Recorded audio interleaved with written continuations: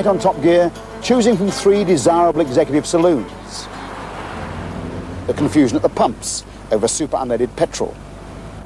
And a not-so-humble Ford Sierra with 500 horsepower to play with.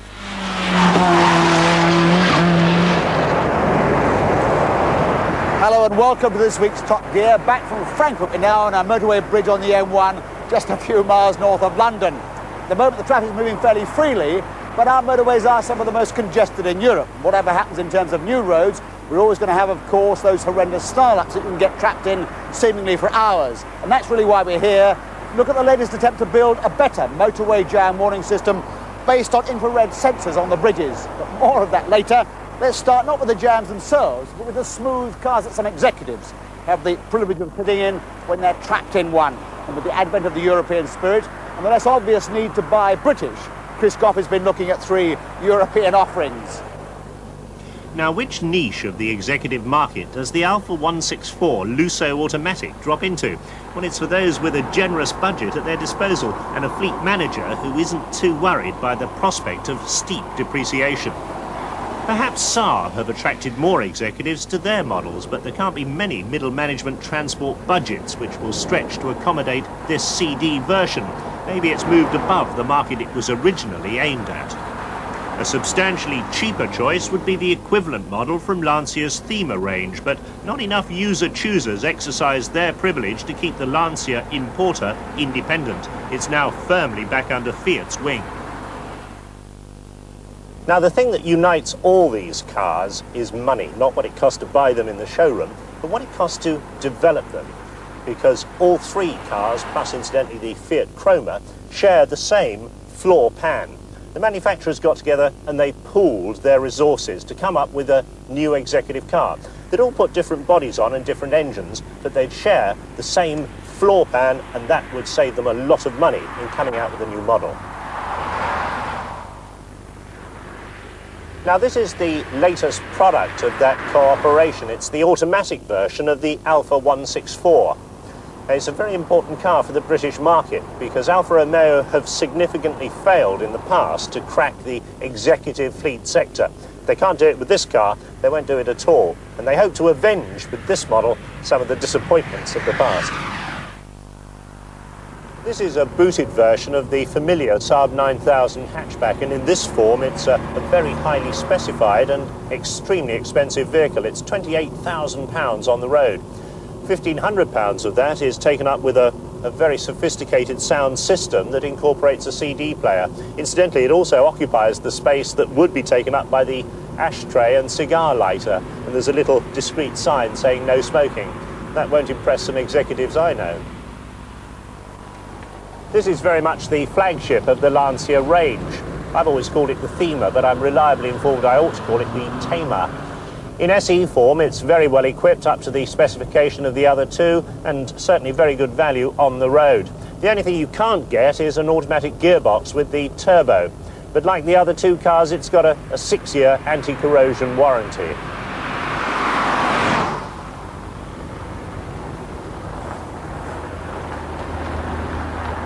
Now, while all these cars share the same floor pan and they've all got front-wheel drive, the designers have got very different ideas when it comes to power plants. The fuel-injected V6 in the Alfa is the most charismatic and the best-looking unit. There's a broad band of tremendous power and torque, and it mates well with the automatic. Saab's 2-litre 16-valve unit goes down the turbo road, but it's a poor match with its automatic. Seems to smother the power and hunts up and down when cruising. At Lancia's heart is another 16-valve 2-litre, but it's got a smaller, higher revving turbo which gives a wider spread of power. The differences continue when it comes to luggage capacity. The Alfa suffers from a high sill and rather a narrow slot for inserting anything more than the standard Italian briefcase. The Saab's better, with the boot lid lifting well up out of the way, but like the others, it stores its spare wheel under the floor. Saab alone fit a narrow space-saver wheel, but at least that helps give it a much greater boot capacity. The Tamer, for instance, has 18.9 cubic feet, 1 more than the Alfa, but 5 cubic feet less than the Saab. The Alfa Romeo betrays the influence of the stylist on the interior much more than the other two. All the minor instruments and controls come together beautifully. It's also fitted with, in the Lusso model, electric rear passenger seats, although I note on this 7,000 mile example one of them already doesn't work. And it also means that the seats can't fold down for extra rear luggage space. Scandinavian design has tended in the past to be rather austere and Spartan, but the interior of this Saab, with its supple Scottish leather and its English walnut, reminds you more of a Victorian gentleman's smoking club than anything. Despite that, it's the most comfortable of the three cars. Inside the Lancia, very Italian in feel, they trim it in Alcantara, a cloth that looks and feels very much like suede. There's lots of room for oddment storage in this car as well, in the door pockets down here, and it's also got the only glove box with space to rest your glasses of executive wine. So the cars are very different under the skin, but what are they like on the road? Let's find out.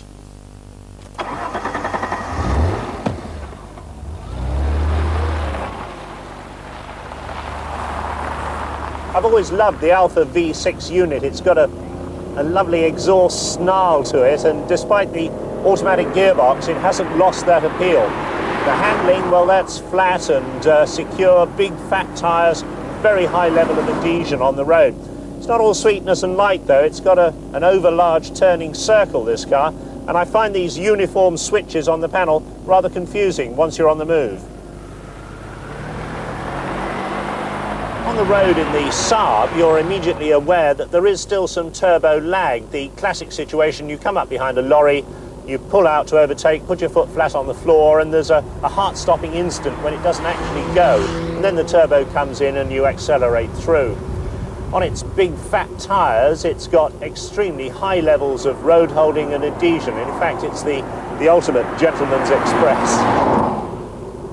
In the Lancia, you're immediately aware of the tremendous power and torque from the turbocharged engine. There's less turbo lag than there was in the Saab, but because it's got a manual gearbox and there isn't the cushioning effect of the automatic, it's quite easy to get quite violent wheel spin when pulling away from a T-junction, especially on a wet road.